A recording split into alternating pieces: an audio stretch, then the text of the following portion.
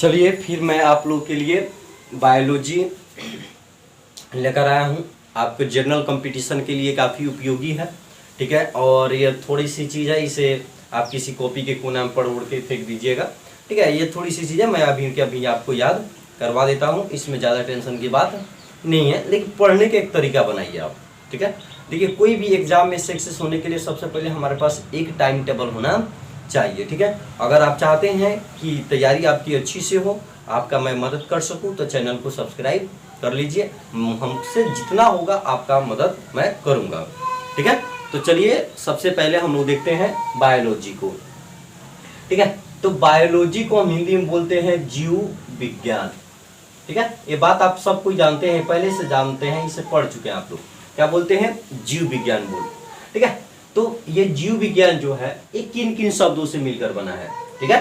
तो याद रखिएगा, जीव विज्ञान जो होता है बायोस, थोड़ा सा ध्यान दे दीजिएगा, बायोस और लॉजी से मिलकर बना है, ठीक है। इसका अर्थ होता है जीवन। बायोस का अर्थ क्या होता है? जीवन। और लॉजी का अर्थ होता है स्टडीज, अध्ययन करना, ठीक है, अध्ययन करना। अगर दोनों को मिला दिया जाए तो क्या बन जाएगा? जीव का, यानी जीवन का। तो जीवन, जीवो क्या होता है भाई?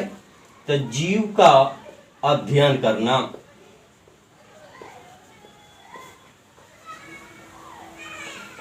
देखिए आपको याद हो जाएगा, बायोलॉजी किन शब्दों से मिलकर बना है? तो बायोलॉजी दो शब्दों से मिलकर बना है। कौन कौन से? तो बायोस और लॉजी से, ठीक है। पूछा जा सकता है आपसे एग्जाम में कि बायोस और लॉजी कौन सा, यानी बायोलॉजी कौन सा शब्द है, ठीक है। तो याद रखिएगा, कौन सा शब्द है बायोलॉजी बाबू? तो बायोलॉजी ग्रीक वर्ड है। कौन वर्ड है? बायोलॉजी ग्रीक वर्ड है। इसे हम ट्रांसपोर्ट कर सकते हैं, यानी बायोलॉजी शब्द का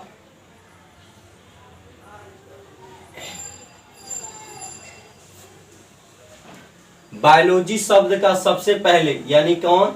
बायोलॉजी का अध्ययन सबसे पहले 1801 ईस्वी में किया गया था। जीन बैटिस्टर्डे डी लैमार्क, इस नाम को मैं आगे लिखूंगा, आपको बता दूंगा, ठीक है। उसके बाद देखिएगा, सबसे पहले बायोलॉजी शब्द किसने लाया था? तो बायोलॉजी शब्द का अध्ययन जो किया था वो कौन थे? Jean Baptiste de Lamarck.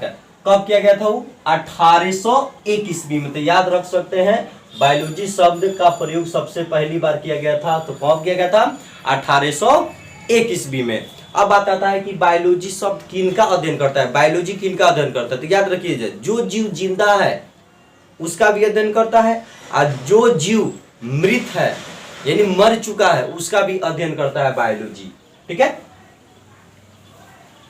आप स्क्रीनशॉट ले सकते हैं या लिख सकते हैं कॉपी में।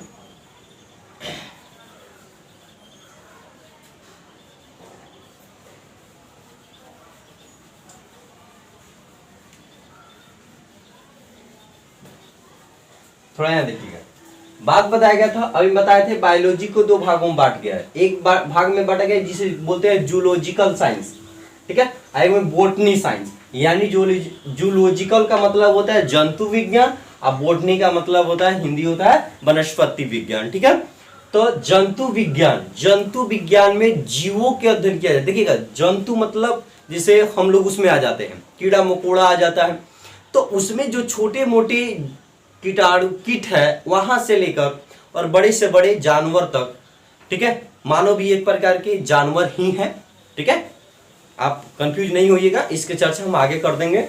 तो उसका अध्ययन किसमें हुआ है? तो जंतु विज्ञान में हुआ है, ठीक है, ठीक है। तो इसका पिता किसे कहा जाता है? अरस्तु को, ठीक है। और वनस्पति, आप तो नाम से ही पता चल गया, वनस्पति मतलब पेड़ पौधा। वनस्पति का मतलब क्या होता है? पेड़ पौधा। तो वनस्पति का, किसका? वनस्पति का अध्ययन किसमें किया जाता है? तो वनस्पति विज्ञान में, यानी बोटनी साइंस में, ठीक है। इससे पिता क्या किसे कहा जाता है? थियोफ्रेटस।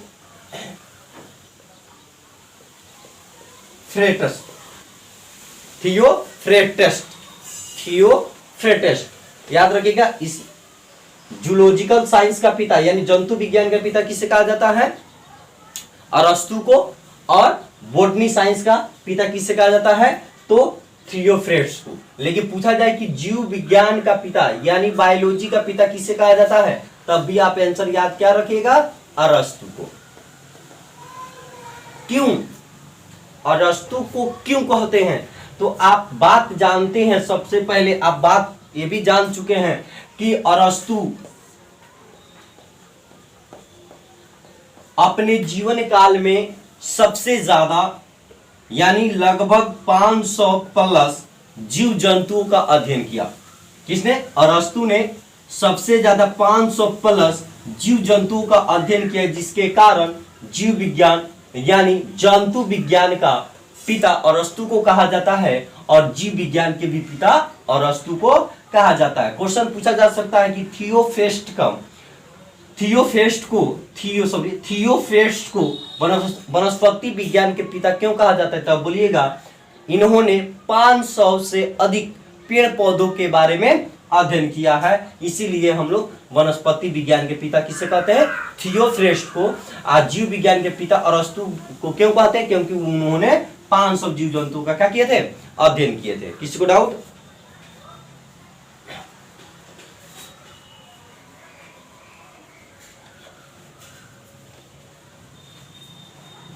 चलिए, अब आता है कि इन्होंने बुक लिखा था।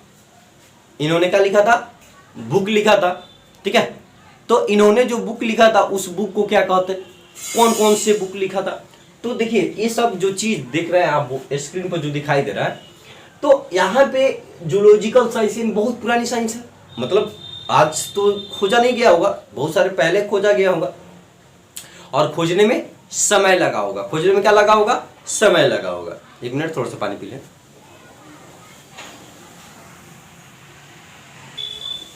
चलिए, तो इन्होंने जो जीव का खोज किया था वो नहीं है कि आज ही खोजा गया होगा, बहुत पुरानी बात है वो। तो जब एक जीव को खोजा गया होगा तो कुछ ना कुछ नाम दिया होगा। तो पुरानी चीज को आप क्या बोलते हैं? देखिए ध्यान दीजिएगा, पुरानी चीज को आप क्या बोलते हैं? तो पुरानी चीज को बोलते हैं हिस्टोरिक। हिस्टोरी बोलते हैं।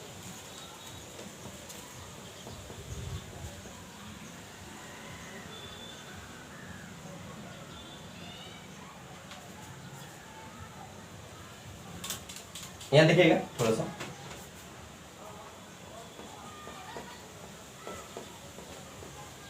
हिस्टोरिका क्या बोल, इन पुरानी चीज को हम क्या बोलेंगे? हिस्टोरी। तो हिस्टोरी से याद रखिएगा, हिस्टोरिका।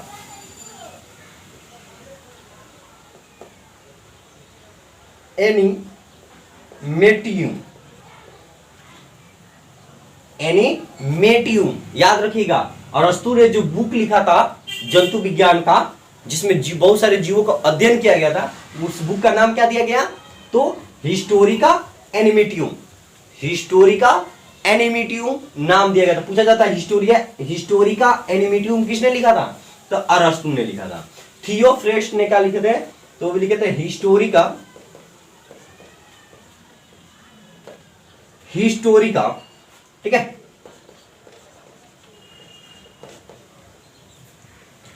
हिस्टोरिका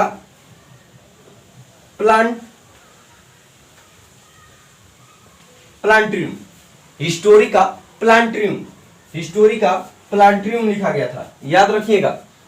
क्वेश्चन देखिएगा, क्वेश्चन यहां से पहले शुरू करते हैं। बायोलॉजी सबसे पूछा जाएगा कि बायोलॉजी शब्द सबसे पहले कब प्रयोग किया गया था? 1801 ईस्वी में किया गया था।